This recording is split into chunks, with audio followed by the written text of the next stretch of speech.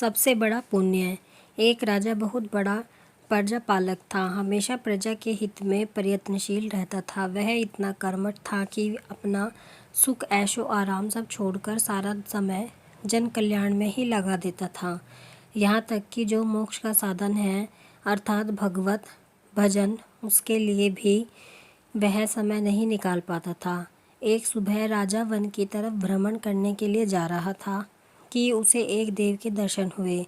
राजा ने देव को प्रणाम करते हुए उनका अभिनंदन किया और देव के हाथों में एक लंबी चौड़ी पुस्तक देखकर उनसे पूछा, महाराज, आपके हाथ में यह क्या है?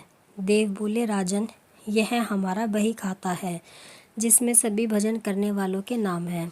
राजा ने निराशा युक्त भाव से कहा, कृपया देखिए तो इस किताब में कहीं मेरा नाम भी है या नहीं।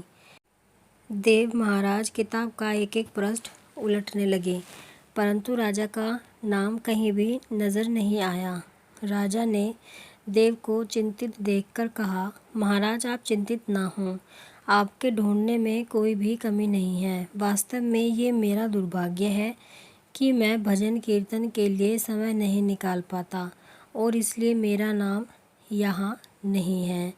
उस दिन राजा के मन में आत्मग्लानि सी उत्पन्न हुई, लेकिन इसके बावजूद उन्होंने इसे नज़रअंदाज कर दिया और पुनः परोपकार की भावना लिए दूसरों की सेवा करने में लग गए। कुछ दिन बाद राजा फिर सुबह वन की तरफ टहलने के लिए निकले तो उन्हें वही देव महाराज के दर्शन हुए। इस बार भी उनके हाथ में एक पुस्तक थी। इस पुस्तक के रंग और आकार में बहुत भेद था और यह पहली वाली से काफ़ी छोटी भी थी। राजा ने फिर उन्हें प्रणाम करते हुए पूछा, महाराज, आज कौन सा बही खाता हाथों में लिया हुआ है? देव ने कहा, राजन, आज के बही खाते में उन लोगों का नाम लिखा है जो ईश्वर को सबसे अधिक प्रिय हैं। राजा ने कहा, कितने भाग्यशाली होंगे वे लोग, निश्चित ही वे दिन रात भगवत भजन में लीन रहते होंगे। क्या इस पुस्तक में कोई मेरे राज्य का भी नागरिक है? देव महाराज ने बही खाता खोला और ये कहा, पहले पन्ने पर पहला नाम राजा का ही था। राजा ने आश्चर्यचकित होकर पूछा, महाराज, मेरा नाम इसमें कैसे लिखा हुआ है? मैं तो मंदिर भी कभी कभार ही जाता हूँ। देव ने कहा, राजन, इसमें आश्चर्य की क्या बात है?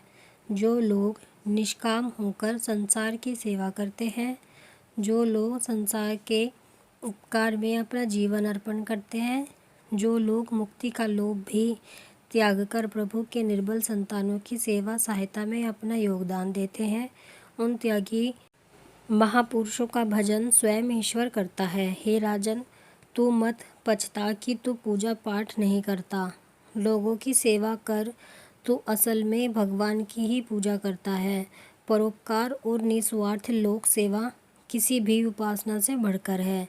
देव ने वेदों का उदाहरण देते हुए कहा, कर्म करते हुए 100 वर्ष जीने की इच्छा करो तो कर्म बंधन में लिप्त हो जाओगे। राजन, भगवान दीन दयालु हैं, उन्हें खुशामद नहीं भाती बल्कि आचरण भाता है। सच्ची भक्ति तो यही है कि परोपकार करो, दीन दुखियों का हित साधन करो, अनाथ, विधवा, किसान व निर्धन आज अत्याचारियों से सताए जाते हैं, इनकी यथाशक्ति सहायता और सेवा करो, और यही परम शक्ति है। राजा को आज देव के माध्यम से बहुत बड़ा ज्ञान मिल चुका था और अब राजा भी समझ गया कि परोपकार से बड़ा कुछ भी नहीं, और जो परोपकार करते हैं वही भगवान के सबसे प्रिय होते हैं। मित्रों, जो व्यक्ति निस्वार्थ भाव से लोगों की सेवा करने के लिए आगे आते हैं, परमात्मा हर समय उनके कल्याण के लिए यत्न करता है। हमारे पूर्वजों ने कहा भी है, परोपकाराय पुण्याय भवति, अर्थात दूसरों के लिए जीना, दूसरों की सेवा को ही पूजा समझकर कर्म करना, परोपकार के लिए अपने जीवन को सार्थक बनाना ही सबसे बड़ा पुण्य है।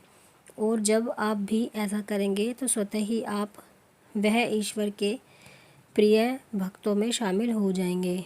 आप कमेंट में ज़रूर बताएं कि आपको ये कहानी कैसी लगी है।